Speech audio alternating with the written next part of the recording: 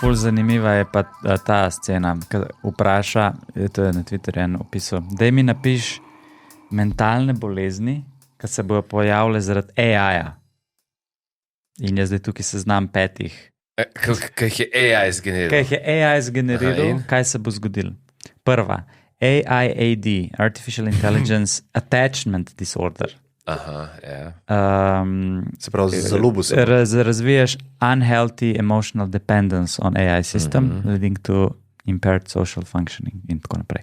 Pol naslednja, Virtual Reality Depersonalization Syndrome, VRDS.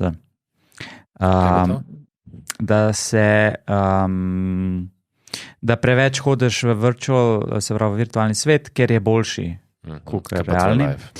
Pol AAD, Algorithmic Anxiety Disorder, zaradi tega, ker ima AI vedno večji vpliv na tvoje življenje, profesionalno in zasebno življenje. Preveč skrbiš, si v paniki, ker misliš, da te to neki zdaj manipulira. Pol je AICS, AI Induced Comparison Syndrome.